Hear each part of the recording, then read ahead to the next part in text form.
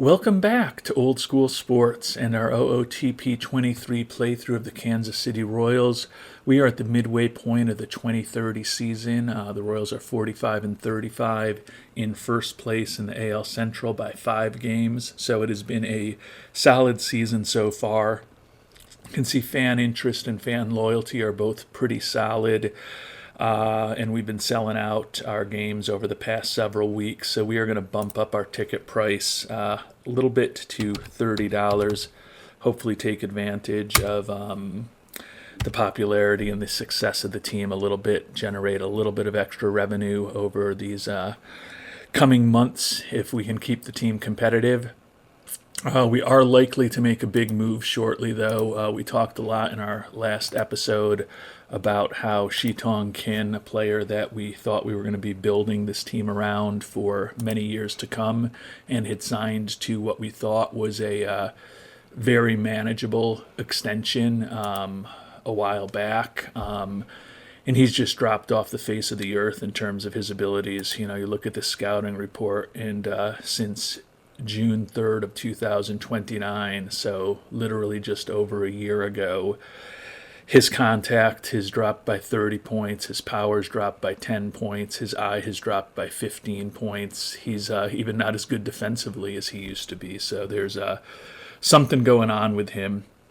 And we've got a great scout in Travis Lee, so I don't think it's that we have a wrong report on him. And quite honestly, when you look at what the OSA thinks, it's a similar neighborhood. He's just not the player he used to be. So we are running another scouting report on him, kind of a last-ditch Hail Mary effort to have Travis Lee tell us, hey, he's really still an excellent player. But, you know, you just look at his performance this year with a 187 batting average, and clearly something happened to him over the offseason that's not good in terms of his ability to be a productive player for us. So we're going to see how that scouting report comes back in 3 days, and then probably trade him away just about for anything that we can get to get out of this contract, which we thought was a really good contract when we signed it to him, given that,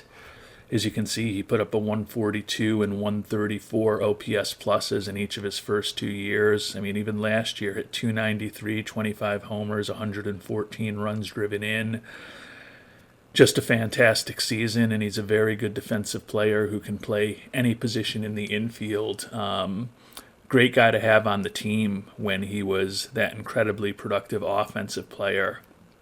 Now that he's probably a below average offensive player, it appears, still has some value with that great defensive versatility, but it is not 10, 12, 14, 16, 18, 20, $24 million a year kind of value. So we are going to see what comes back in terms of one final scouting report from Travis Lee on him, and then it will probably be time to move on.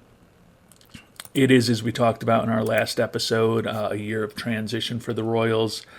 Spencer Bauer, Peyton Williams, new addition Tim Anderson, Gordon Graceffo, Andy Ashby, and R.J. Dabovich, among others, are all going to be free agents after this season.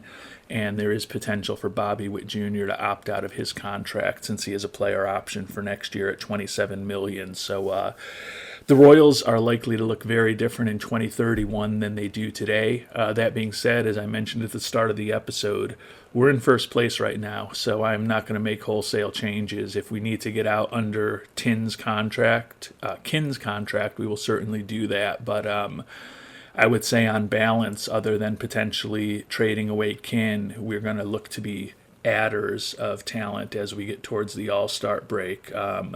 Don't necessarily want to completely disrupt our farm system, which has slipped back to 17th out of 30 overall, now that our young star, Alex Vasquez, is no longer viewed as a prospect. I guess he is viewed as the number 4 prospect still, but he's not showing up on that list that goes into the rankings of our farm system. But Vasquez is off to a really nice start here as a 23-year-old, soon to be 24-year-old in his first full season in the majors, hitting 287, 14 homers, 54 driven in, 31 doubles already midway through the season, and good for a 904 OPS, which is a 149 OPS plus. So he's not great on the base paths. He can't bunt.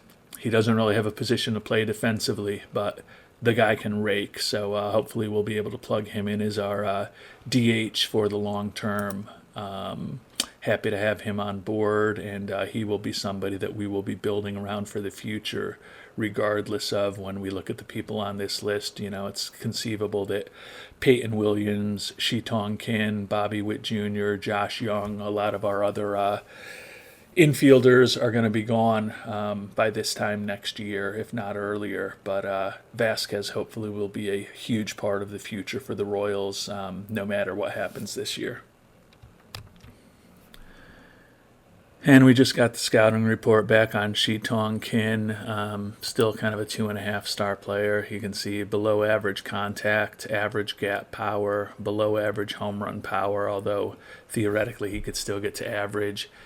His discipline is below average as a hitter, and the only thing he's still exceptional at is avoiding strikeouts. But he's just kind of gone down the tubes real quickly. So we are going to shop him again. Definitely can't afford to be paying that kind of money to a below average offensive player who is good defensively, but certainly not worth the money that he's potentially getting paid. So let's see if there's still any market at all out there for him. And it looks like there are people around, and it looks like there are players who are making very little money. So hopefully it won't just be a pure salary dump and we'll get some talent back, but we do have the option to just dump out of that salary, which will probably be positive for the team over the long term if that's the only thing we can do. And there's no overwhelming offers for Kin at this point. I'm still kind of most interested in what the Rockies are offering. In our last episode, we talked about Easton Tumis, 26-year-old starter. Given that we could be losing a couple of key pitchers, actually a couple of key starters and even more key pitchers off of this year's roster into free agency, bringing him on board is kind of a back-end starter wouldn't be the worst thing. He's slated to make about $3.8 million next year in arbitration. He's got good stuff, acceptable movement, not great control. Does have 3 pitches, enough stamina to start. You know, he's an extreme fly ball pitcher who doesn't throw incredibly hard. So the fact that his movement is average-ish to slightly above average is not optional. He actually, as I'm looking at this, was the number 1 pick in the entire draft back in 2026, so certainly has some talent. Would like to also try to get potentially Luis Rodriguez with him. Looks like a decent bat for a backup catcher, 25 years old. His defensive ability is average-ish, slightly above average arm. Not a lot of work ethic, and his scouting accuracy is unfortunately low, so I'm going to go ahead and request a scouting report on him. Have to wait a week to get that, which I don't know that I want to do, but if I could somehow put something together to get both of those players for Kin, I would definitely do that. As I mentioned, Tumis, maybe not a starter for us this year, but could very well end up in a starting role for us next season if we lose the likes of Spencer Bauer, Mackenzie Gore, Gordon Graceffo. He could have a much more prominent role on the pitching staff next year. And then Rodriguez actually could step in as our backup catcher right now, potentially. We have had the, I call him a youngster, but he's almost 28 years old, but Fernando Caldera just getting his first shot at the majors this year, backing up Melendez, hitting only a $186. He's a little better defensively, but just not hitting that much. And as I mentioned, we've got a team option on Melendez for next year. Would tend to think that we would bring him back, or at least exercise the option. I guess we still could possibly trade him away, but he's still a great personality, very good defensively, and a respectable bat over the course of his career, even though he's hitting just a $195 right now. And then in AAA, kind of our future at catcher is Angelo Bolden, who was our number one pick back in 2025, getting his first exposure to AAA right now, where he's hitting 255. At the very least, I would expect that he would be on the major league roster next year. If we decided to move on from Melendez, it's possible he could even be our starter next year. But that said, with Caldera not really working out, so I guess there certainly could be a space in our organization for Rodriguez, and he does have one option year left at this point. So he could be a potentially interesting player to consider in trade in addition to Tumis. And looking at this, if we're looking for both Tumis and Rodriguez, they won't do that straight up, but they're willing to consider the trade. It looks like there are a lot of options. We could add in, a multitude of different players to get the deal done. Part of me right now is looking at these, some of these minor leaguers who I don't think necessarily have a huge future role on the team. Jose Rodriguez here doesn't look like he's ever going to have acceptable movement. He's got a lot of work to do on his control and stuff also. Does have good stamina. He's a starting pitching prospect, but he's 20 years old and still in rookie ball. Part of me wants to just throw in Rodriguez to get the deal done. Another kind of two-star prospect. Elias Padilla. He actually looks a little better to me. He's still got a lot of work to go to develop, and may end up being, unless that splitter develops, more of a bullpen arm. But he was a third-round pick of us, has a high work ethic. Part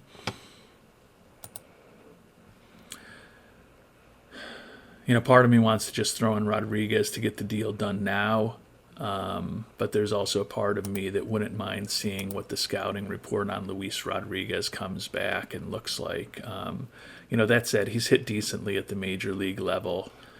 I think he's clearly, even when you look at the OSA, he's definitely a better hitting option for our backup catcher than Caldera now. So I don't think I'm going to wait around. I think I'm just going to put Jose Rodriguez into this deal, which would be a deal that they would do. Obviously, they're not going to throw in Drew Romo, but I'm just going to see if I can get a little bit of cash out of them. Oh, they don't even have enough cash to give us $500,000. They must be in a tough financial situation. But they'll give us $200,000 in addition to Kin and Rodriguez. I think I'm going to go ahead and do that. If you had told me not all that long ago that we would be looking to dump Shi Tong Kin, it would have shocked me. But it's shocking to me just the way for a 24-year-old durable player who's been really incredible over his first two seasons in the majors, that his ratings have just fallen off the earth. And it's not just our ratings, it's also, if you look at the OSA ratings, he's just not the same player that we thought he was only months ago. So I'm going to go ahead and make that trade to relieve the potential salary pressure that having Kin locked up for the long term would cause this Kansas City Royals team. And I think that both Tumis and Rodriguez are guys who could help us this year, particularly Rodriguez as our backup catcher. And then, as I mentioned, the flexibility of at least bringing on a major league type starter in Tumis. He could have an important role to play on this team next year as a fourth or fifth starter, hopefully not making a ton of money. So we're going to go ahead and complete that trade and say goodbye to Shi Tong Kin. It's been a great run, and I'm surprised that it's over so early. And the fans are not pleased that we got rid of Kin, perhaps not surprisingly.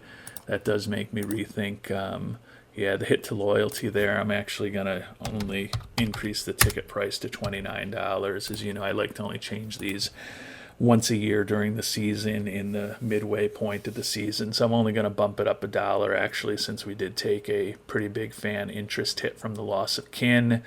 But hopefully we'll make some additional trades over the coming weeks that will not only make the team better, but hopefully generate a little more fan interest, because you can see we now have a lot more money available for extensions and a bit more money available for free agents getting that Kin contract off of the books. And with Tumis and Rodriguez here, we are actually going to waive in DFA Francisco Caldera. He is out of options. We're going to send him down to AAA or lose him. That's going to allow us to put Luis Rodriguez on the team. And then we are also going to put Easton Tumis right onto the roster. Opened up the spot, obviously, by trading away Kin. We've got 14 pitchers on the roster right now. But with the injured list, there is potential that, Junior Marin or Tim Anderson will be back shortly. Actually, though, they're not going to be back immediately. So I am going to either send Mike Soraka. Soraka's pitched better than Wyatt Wendell. So we're going to send Wyatt Wendell back down to Omaha. And then we will bring up another everyday player. With the loss of Kin, probably going to mean more playing time, certainly for Cabrera, possibly for Groshans and Young. We could really bring up an outfielder or an infielder at this point, kind of whoever we think the best player to bring up from AAA to help us out is. And I think we're going to bring up Victor Rosa, who has been playing second base for us down in AAA. You can see kind of profiles as a average-ish bat. He can play first or second. Doesn't really have the arm to play third base, obviously, and doesn't really have the range for shortstop. And he's not really an outfielder. He's really a first baseman or a second baseman. But is a player who's kind of progressively been moving up through our farm system, hit 296 with 30 homers and 108 ribbies in AA last year, has not been as successful in AAA this year, batting just 229, but he still does have 10 homers and 266 at-bats, so he's got a little bit of power. We're certainly not going to be forced starting him at second base at the major league level. We will let Byron Nichols come up with his lineup, which presumably will not include Victor Rosa. But let's see what the staff looks like with those additions that we've made. And Easton Tumis going into middle relief, not surprisingly. As we mentioned, though, there is absolutely potential for him to become a starting pitcher for us next year. And looking at our everyday lineup with the departure of Shi Tong Kin, and that puts Vasquez at first base against both lefties and righties, which is definitely not optimal. Josh Young is our DH against both lefties and righties, interestingly.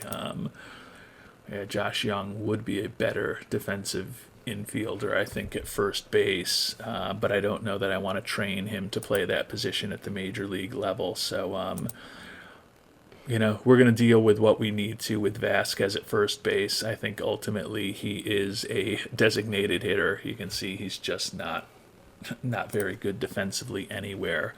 But for the time being, at least, we are going to let Byron Nichols make that decision.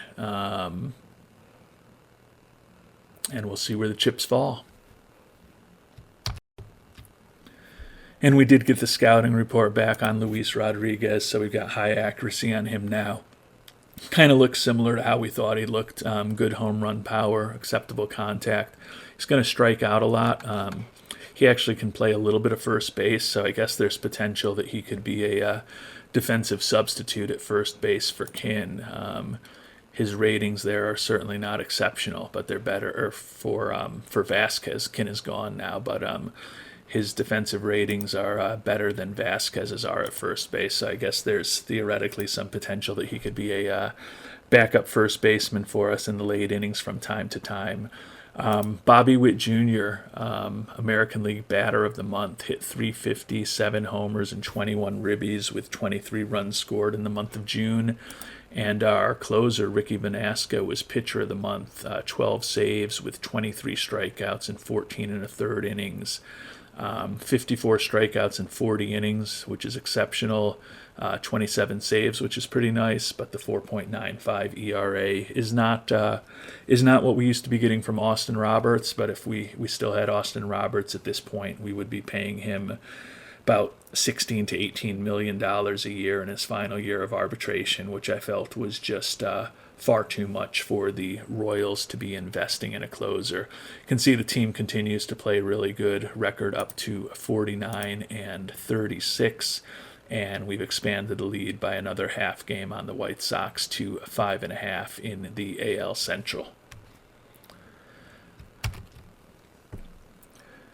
And with it being July 1st, it's also time for international free agent signings, international amateur free agent signings. And can see there's some interesting prospects out here. Shortstop Ricky Areza looks like he could have a really nice bat, great contact, great gap power, great eye, no home run power at all. He is only 16 years old, so who knows how things are going to evolve.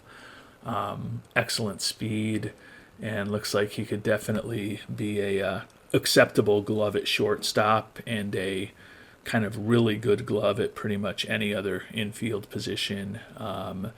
Doesn't have the best personality, though. Work ethic low leadership, but certainly, someone that you would still think about making an offer on. Victor Gomez, first baseman, looks like a more well-rounded bat here.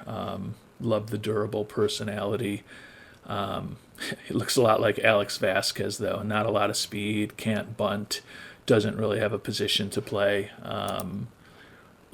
This is about as bad a defensive profile as you would ever see. He's a pure DH. Jose Bustamante, you don't necessarily see a ton of starting pitching prospects in the international amateur free agents. Not a great personality, although at least he doesn't have a low work ethic. Potential, 3-pitch pitcher, but they could all be plus pitches if everything develops. Decent stamina, could have really nice stuff, acceptable control, and okay movement. Again, almost 17 years old, but these guys are all young and pretty good. Tony Sagado, catcher out of Mexico. Like the personality here with a good work ethic. Looks like he, if everything develops, could be a more than acceptable bat as a catcher, and he is decent defensively as a catcher. The arm is obviously not optimal, but he can at least handle the pitching staff well. And Danny Valencia, third baseman, the other player who stands out. Very versatile in terms of the positions he could play. Not quite as good a bat as some of the other ones that we have looked at. I like Victor Gomez's bat, but he is, the next Peyton Williams or Alex Vasquez in a best situation is someone who just hits the ball but is a pure DH. Obviously would like to have more defensive versatility from anyone on our team than a guy that you don't really want to play anywhere. But for that kind of bat, you're willing to let him be a designated hitter, I think.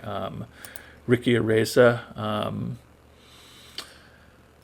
he's so young. He's fast, as I mentioned. He's good defensively. I just don't like the low work ethic. Is he ever really going to develop? I do like the fact that he's durable at this point, and he looks like a potentially really good contact hitter and a guy who could play any position in the infield for us. Sagado, the catcher, I kind of like.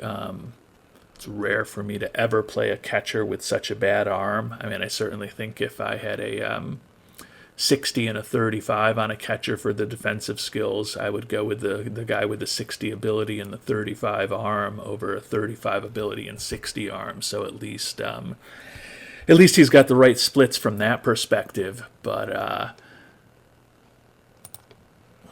it doesn't look like he can really play any other position. Not that his bat is so great that you'd want to move him somewhere else, but if he could at least play a corner infield or a corner outfield spot, might feel a little better about potentially bringing him on board.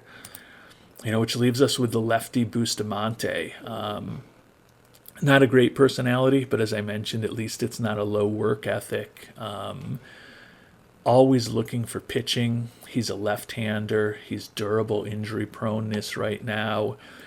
It's going to take, a perfect development situation for him to become a good major league starter. And I don't love the fact that in a best case scenario, his movement is only a little below average. But I am a sucker for arms, so I am going to at least make the initial offer to Bustamante. He's looking for the full $5 million. We will meet his demand, submit that offer to him, and see what happens in the coming weeks with these international free agents. It's a pretty interesting class. And unfortunately, Bustamante prefers the offer from the Diamondbacks, so that's going to leave us scrambling a little bit for some of the other players. And you can see a lot of them, or not a lot of them, have been signed, but the shortstop who was on the top of the list has been signed.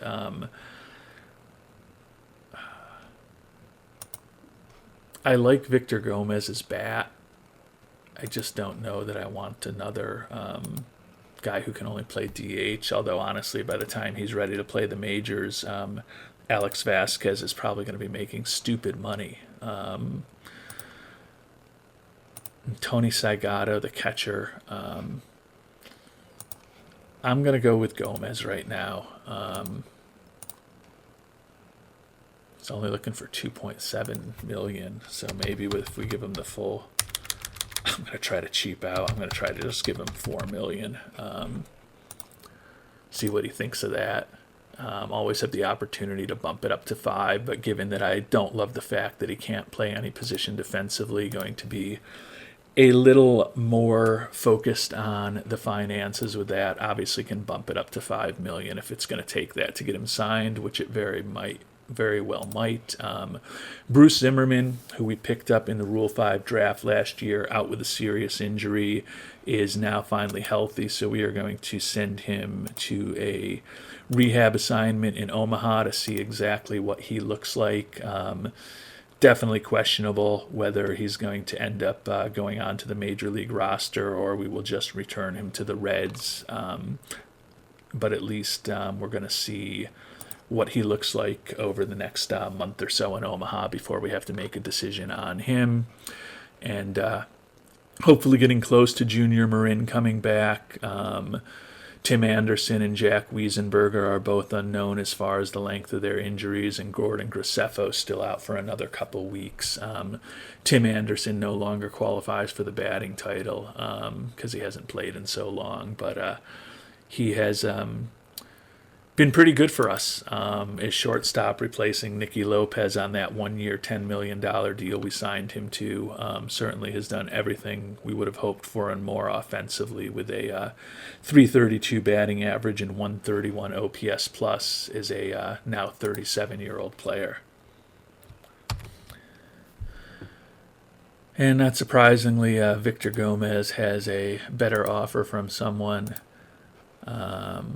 He's looking for $4.8 million now, so we will just try to give him the full $5 million, submit that offer to him. And although it was unknown how long it was going to be till Jack Wiesenberger was healthy, he's healthy now, so sometimes it works in our favor.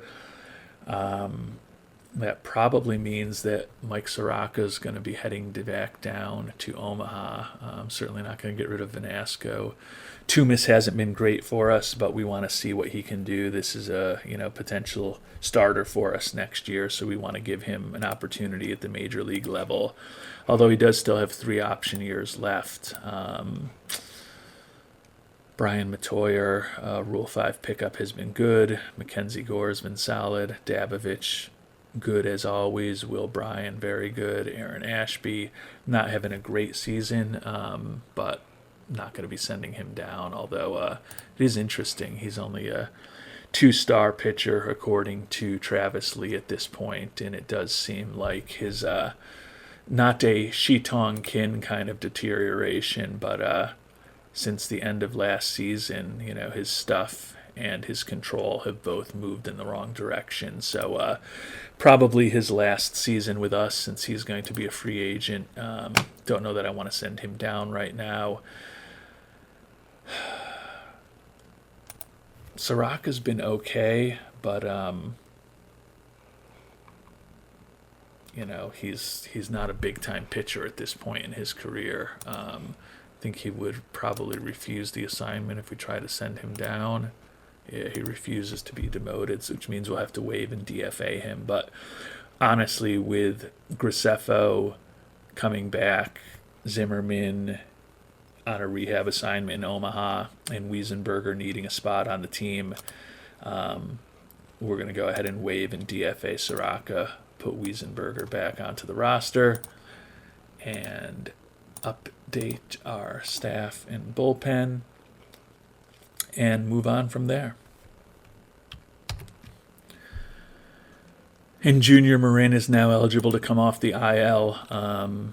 Hasn't been hitting too much. Really, his rookie year in 2028 was his best year offensively. Put up a 124 OPS plus. He's been a below-average offensive player each of the past 2 years.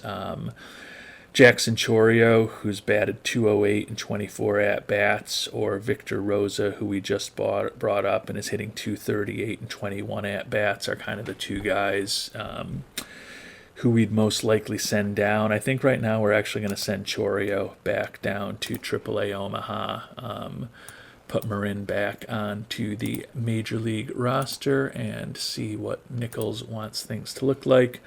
Marin slots right back in as our right fielder, batting third against righties, and our right fielder batting ninth against lefties.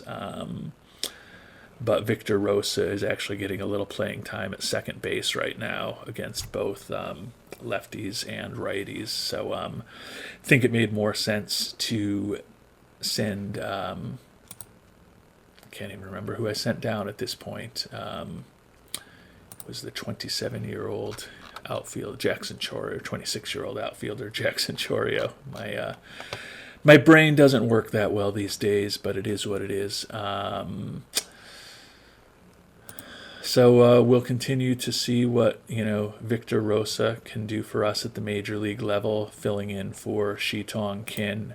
Obviously once we have Tim Anderson back, the playing time for likely Victor Rosa, Josh Young, and Ricardo Cabrera and Jordan Groshans is all going to be impacted once Anderson is back and healthy. So we'll have another decision to make as far as our infield then when we get our starting shortstop back. But that'll be a good decision to have to make because Tim Anderson is a very important player for this team. And some real bad news, Will Bryan, key pitcher for us, out with a fractured elbow for 7 months. So that is clearly the end of the season for the 31-year-old. But he has been a pretty effective pitcher for us over the last season and a half. 2.40 ERA in 108 2/3 innings last year. And he had put up a 1.96 ERA in 46 innings this year. So certainly a big loss to lose that left-handed arm. We'll be putting him obviously on the 60-day IL.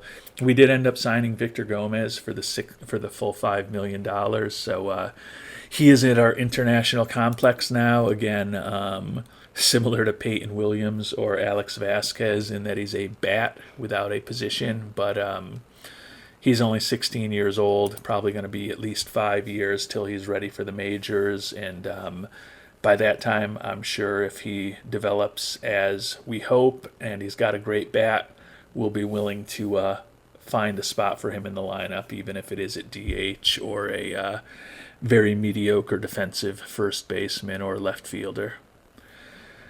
Take a look before we focus on Will Bryan at the American League All-Star voting. Actually, let's look at the All-Star roster. It's a little more interesting than the voting. Spencer Bauer, our ace, 5-3 with a 2.73 ERA, making his third All-Star team. So great to see Spencer Bauer, possibly his last year with us on the All-Star team. Other than that, no other pitchers from the Royals, despite us having a really good pitching staff, made the All-Star team. Alex Vasquez, not surprisingly, going to be in contention for Rookie of the Year, I would think, and he is an all-star first baseman for us.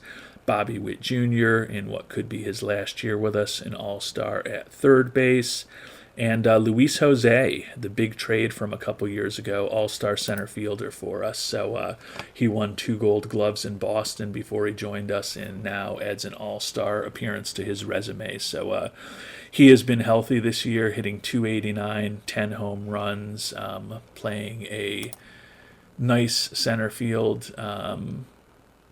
So hasn't made an error all season and has, kind of acceptable range. So 4 All-Stars, 3 of them in the everyday lineup and only 1 in the pitching staff. Let's just take a quick look at the team stats here. And I guess a bit surprising because we still have the best ERA in the American League, fewest runs allowed in the American League, really good pitching staff, and a average-ish kind of offense. So a little surprising that only one Royal pitcher made the All-Star team this year. But it is what it is. We've got 4 All-Stars, and here on July 7th, we are up by 4.5 games in the AL Central. So things are still proceeding well for the Royals in this 2030 season. And with the injury to Will Bryan, that certainly increases the chance that Bruce Zimmerman, the 35-year-old Rule 5 acquisition, might end up on our Major League roster this year. You can see he just started 1 game, got the loss, went 79 pitches in his debut at Omaha. Didn't allow any earned runs, though. Don't think he's quite ready to put him onto a Major League roster yet. We will put Will Bryan on the 60-day IL to open up a spot on the 40-man roster, which could come in handy if we do make some trades over the next couple of weeks to bolster our team. Looking at our pitching staff down in AAA, Wyatt Wendell, who has been up and down this year, 2.77 ERA in Omaha in 9 starts, a 4.40 ERA with the Royals for the 30-year-old. He would be one guy to consider bringing up. Heisel Barrow, who's our closer down in AAA right now. You can see he's been there for the last 3 seasons, 28-year-old. Has never played in the majors yet. It would be interesting to potentially bring him up, but I think that Wendell has done an acceptable job when he was up in Kansas City earlier this year and has pitched better down in Omaha. Has a little better stuff and movement, not great control, but as an arm out of the bullpen, we're going to bring Wendell back up, but he would certainly be a player that we could put back on the shuttle between Omaha and Kansas City if we decide that we do want to bring up Zimmerman after he gets a little more rehab experience down in AAA. And then obviously once Graceffo is healthy, we're going to have another decision to make with the Major League pitching staff also. And some good news for the Royals coming out of the All-Star break. Tim Anderson is back and healthy. We were really cautious with him, given that he's wrecked physically already. It wasn't really all that major of an injury. It was just a sprained knee that was supposed to be kind of a day-to-day thing with a moderate effect. But you can see he ended up missing a whole month from June 10th to July 10th with that. 4 weeks, that moderate effect. We just didn't want to push things with him. So glad to have him back. Have to make the decision now as to who goes down to AAA to open up a roster spot for him. And we've honestly got a lot of guys who aren't really hitting who are the options to send down. Victor Rosa is the infielder we most recently brought up, 25-year-old, batting just 240 in 7 games at the major league level, which is actually a little better than he was hitting in AAA. Only can play first and second, but has done acceptably well, I guess. Josh Young, the third baseman, one of the better offensive profiles out of these, generic infielders that we're potentially sending down, but he's hit only 228 this year with 4 homers and 15 ribbies. The reason we'd keep him up is that despite that $8.7 million contract, we got the Cubs to keep 90% of it when we traded for him. Not that, well, I guess almost exactly a year ago. So he's not all that costly. Ricardo Cabrera, our longtime second baseman, hitting just 205 since we brought him up from Omaha, but like his defensive versatility, can play second, third, and short, and is a more competent defensive player than either Young or Rosa. So he's not going to be going down. Jordan Groshans, who we picked up in a trade with the White Sox last offseason, making a lot of money for a utility infielder. We did get the White Sox to keep 60% of it, but he's acceptable defensively. He just hasn't hit that much for us, batting just a $184. And you can see he hit a $143 in 2029 at the major league level, and then 236 with the White Sox in 2028. He's out of option years. Can't just send him down. We could waive and DFA him, but I'm kind of inclined to we got to think about next year too. I was going to say I'm kind of inclined to get rid of Groshans, see if we can get anything for him in trade, given that he's making a decent amount of money and he's not all that good a player. But we do have to keep in mind that Anderson is on a 1-year contract. Bobby Witt Jr. can opt out of his contract after this year. And Peyton Williams is also going to be a free agent unless we extend him. And given that we've got Alex Vasquez, who's a better hitter, who can also not play anything defensively. I don't think we're going to be offering Peyton Williams $11 million. So we've got a lot of infielders that we could be losing this coming year. That said, that would still leave us with Cabrera and Rosa as, second baseman, shortstops. We've already traded away Kin.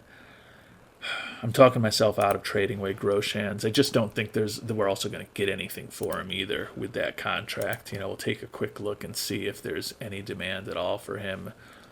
And you can see a couple of injured guys and Jordan Leisure, a mediocre relief pitcher who at least isn't making that much money. But we've got the money to keep him. I'm inclined to kind of just keep him around as an insurance policy. And again, if the worst case scenario comes true and Witt Jr., Peyton Williams are both gone after this year, and Josh Young is also a player who's going to be gone after this year most likely, he could theoretically end up as starting infielder for us next year if we really end up in a total rebuilding kind of mode. But I guess I want to keep him around. So I think that means that we're going to send Victor Rosa down, which I don't love, because I think he's going to have an important role on this team next year and would like to see a little more of what he can do at the major league level. But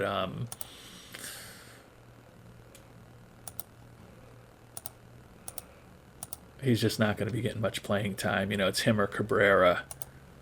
And Cabrera is kind of a more established major leaguer, and Cabrera is also better and more versatile defensively. So Victor Rosa, if he's not going to be starting, is going to be going back down to AAA Omaha. We'll put Anderson back onto the major league roster.